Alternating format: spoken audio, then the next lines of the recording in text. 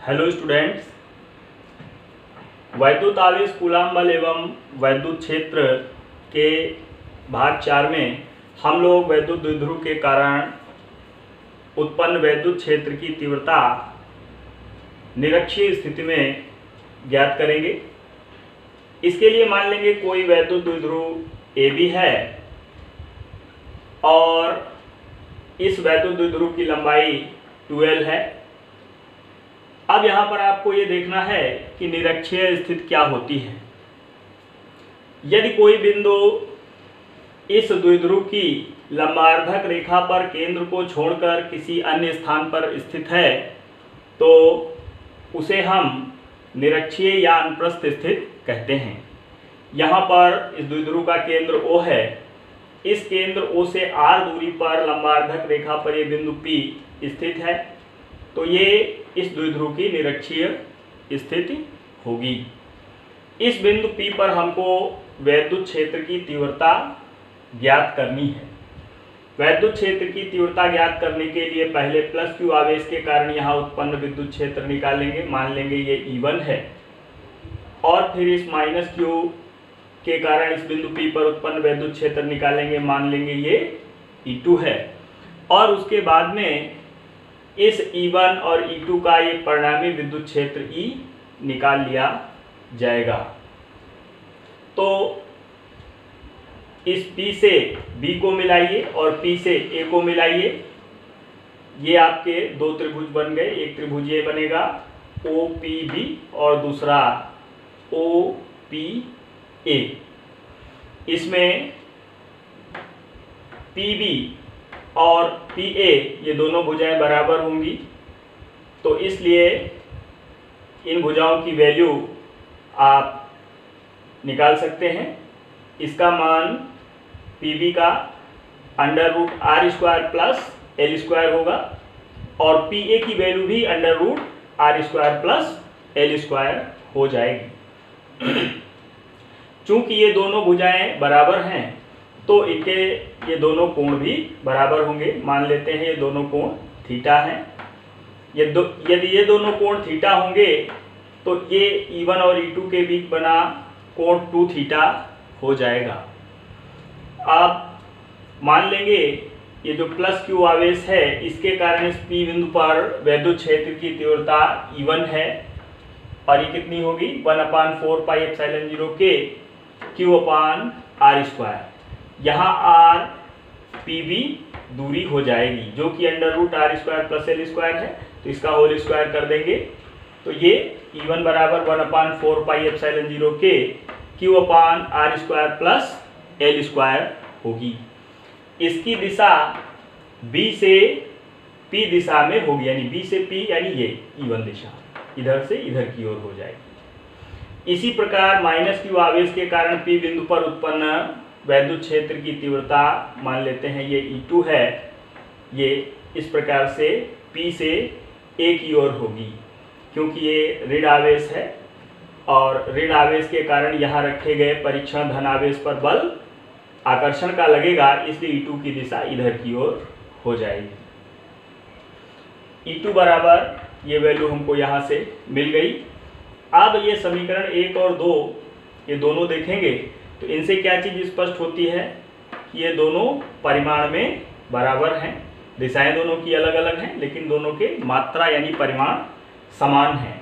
तो E1 बराबर E2 और बिंदु P पर परिणामी विद्युत क्षेत्र ज्ञात करना है। तो परिणामी विद्युत क्षेत्र निकालने के लिए हम क्या करेंगे कि इस P बिंदु पर E1 और E2 वेक्टर बनाएंगे।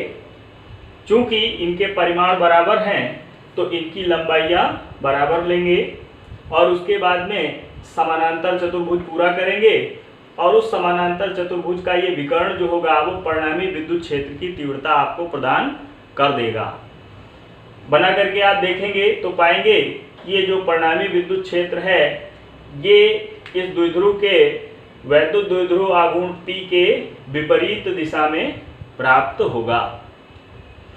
अब इसकी जो मात्रा है यानी मैग्नीट्यूड वो हम निकालेंगे। तो मैग्नीट्यूड निकालने के लिए ये फॉर्मूला यूज करेंगे E बराबर E1² plus E2² plus 2 E1 E2 cos 2 theta under root. यहाँ पर E1 E2 के बीच का ये कोण 2 थीटा होगा, क्योंकि किसी भी त्रिभुज का बहिष्कोण सम्मुख अंतःकोणों के योग के बराबर होता है। तो यहाँ पर आप देख सकते हैं ये कोण थीटा है, ये कोण थीटा है, तो ये कोण 2 थीटा हो जाएगा। यहाँ पर ये 2 थीटा रखेंगे। अब इसके बाद में इसको सॉल्व कर लेंगे और E1 E2 की वैल्यू बराबर है, तो E2 की जगह पर E1 रख देंगे, E2 की जगह पर E1 रखेंगे, यहाँ E2 की जगह पर E1 रखेंगे। ये 2 E1 square 1 plus cos 2 theta आ जाएगा। और फिर इसको आगे सॉल्व करेंगे तो cos 2 थीटा की जगह पर 2 cos स्क्वायर थीटा माइनस 1 लिख लेंगे। ये इस जगह पर 2 cos थीटा के स्थान पर 2 cos स्क्वायर थीटा माइनस 1 लिख लिया जाएगा। इसको सॉल्व करेंगे तो 2 E1 cos थीटा प्राप्त हो जाएगा। अब E1 की वैल्यू समीकरण 1 से लिख देंगे, E इक्वल टू 2 इंटू 1/4πε0 के Q upon R square plus L square into cos theta की वैल्यू। कॉस थीटा की वैल्यू इस त्रिभुज से निकाल लेंगे, इस वाले त्रिभुज से। तो इस त्रिभुज से कितनी हो जाएगी, L upon under root R square plus L square. ये वैल्यू यहाँ पर कॉस थीटा की आ गई। अब इसके बाद में इसको थोड़ा सा रीअरेंज करेंगे, तो इसको ऐसे लिख लेंगे Q इंटू 12 अपॉन 4πε0 के R square plus L square. यहाँ से पावर 1 होगी और यहाँ की पावर 1/2 होगी, तो 1 प्लस 1/2 हो जाएगी, ये पावर 3/2 हो जाएगी। और Q इंटू 12 की जगह पर P लिख लेंगे। इसके पश्चात यदि ये दूरी R इस L की तुलना में बहुत अधिक है तो इसका वर्ग इसकी तुलना में बहुत ज़्यादा होगा। ऐसी परिस्थिति में हम क्या करेंगे, इस समीकरण में R स्क्वायर की तुलना में L स्क्वायर को छोड़ देंगे, तो हमको ये समीकरण मिल जाएगा। P upon R square power 3/2, ये 2 कैंसिल हो जाएगा। E इक्वल टू 1/4πε0 के P अपॉन R क्यूब, ये यहाँ से प्राप्त हो जाएगा। मैंने माना था कि ये जो द्विध्रुव है ये कैपिटल के परावैद्युतांक वाले माध्यम में स्थित है। यदि द्विध्रुव परावैद्युतांक वाले माध्यम में ना होकर के वायु या निर्वात में स्थित है, उस परिस्थिति में K इक्वल टू 1 होगा। तो यहाँ पर K बराबर 1 रख देंगे, तो ये सूत्र हमको मिल जाएगा। जबकि ये किसी वायु या निर्वात वाले स्थान में स्थित है। अब देखते हैं इस वैद्युत क्षेत्र की बिंदु P पर दिशा क्या होगी। तो ये जो आपने समांतर चतुर्भुज बनाया था उससे आप देख सकते हैं कि ये जो बिंदु P पर परिणामी विद्युत क्षेत्र है, इसकी दिशा इस वैद्युत द्विध्रुव आघूर्ण की दिशा के विपरीत है।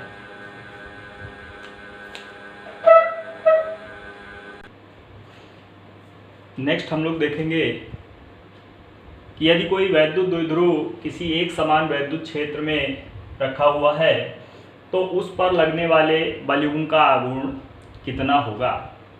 इसके लिए मान लेंगे एक वैद्युत द्विध्रुव AB है और ये इस एक समान वैद्युत क्षेत्र कैपिटल E में थीटा अंश विक्षेप की स्थिति में रखा हुआ है। द्विध्रुव के दो आवेश हैं, एक -q एक +q। ये वाला आवेश -q और ये वाला आवेश +q है।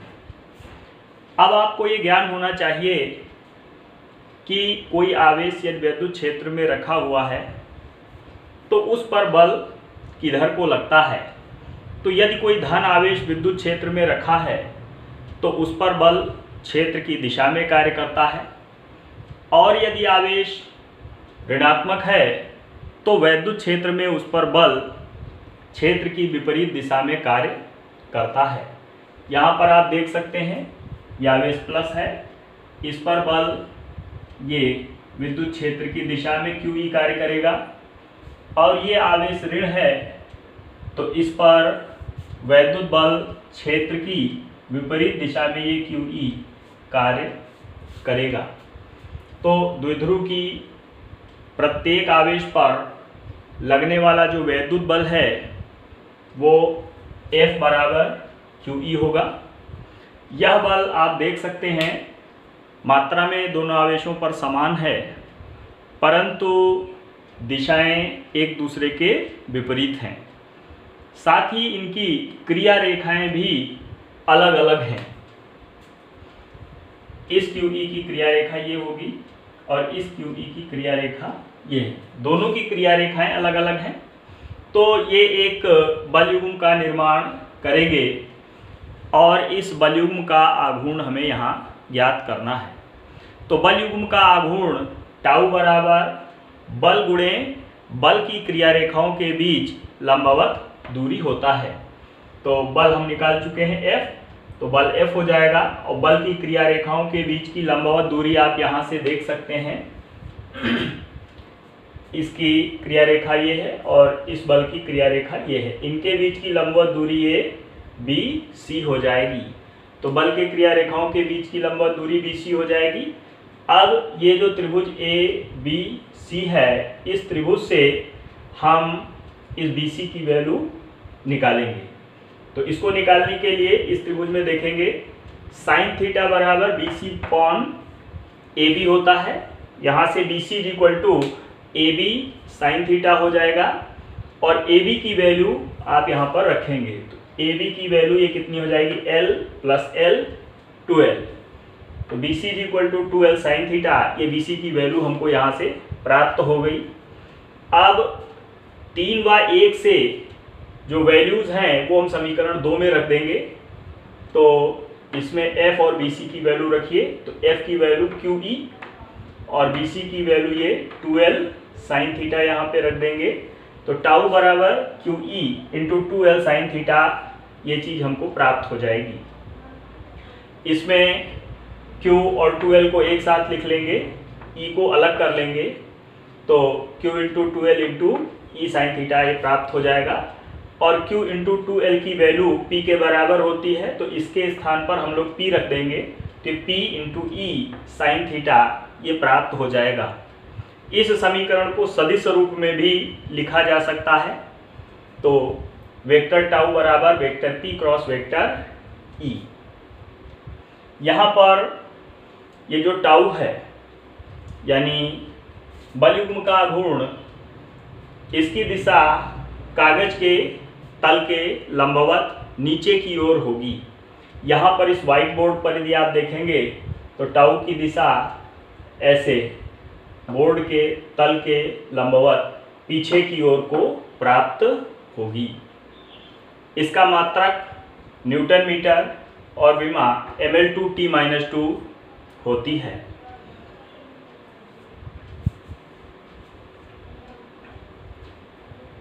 यदि इस समीकरण 4 में कैपिटल E की वैल्यू 1 न्यूटन प्रति कूलाम और थीटा 90 डिग्री है, तो यहाँ से टाउ बराबर P के हो जाएगा, tau is equal to P। इस परिस्थिति में हम वैद्युत द्विध्रुव आघूर्ण की परिभाषा प्राप्त कर सकते हैं। तो वैद्युत द्विध्रुव आघूर्ण की परिभाषा क्या होगी? वैद्युत द्विध्रुव आघूर्ण उस बलयुग्म के आघूर्ण के तुल्य होता है जो द्विध्रुव पर तब कार्य करता है जब वह इकाई तीव्रता के समरूप वैद्युत क्षेत्र में क्षेत्र के लंबवत रखा होता है। यहाँ पर दो स्थितियां विशेष रूप से देखने योग्य हैं। जब द्विध्रुव वैद्युत क्षेत्र के लंबवत स्थित है, अर्थात इस प्रकार से स्थित है, उस अवस्था में tau is equal to P E sine 90 होगा। साइन 90 की वैल्यू 1 हो जाएगी, तो tau is equal to P E होगा। यानी ये द्विध्रुव पर लगने वाले बलून के आघूर्ण का अधिकतम मान होगा। तो द्विध्रुव पर बल आघूर्ण कब अधिकतम होगा? जब वह इस वैद्युत क्षेत्र के लंबवत स्थित होगा। दूसरी स्थिति में यदि थीटा बराबर 0 अंश है, अर्थात द्विध्रुव ये इस तरीके से रखा हुआ है, धनावेश इधर है, ऋणावेश इधर है, तो थीटा 0 अंश होगा। उस अवस्था में आपको इस समीकरण 4 से टाउ बराबर 0 प्राप्त होगा। यह क्षेत्र में द्विध्रुव की स्थायी संतुलन की अवस्था होती है, अर्थात यदि आप द्विध्रुव को स्वतंत्रता पूर्वक छोड़ दें तो अपने आप इस प्रकार से स्थायी संतुलन में अपने आप को क्षेत्र की दिशा में संरेखित कर लेता है।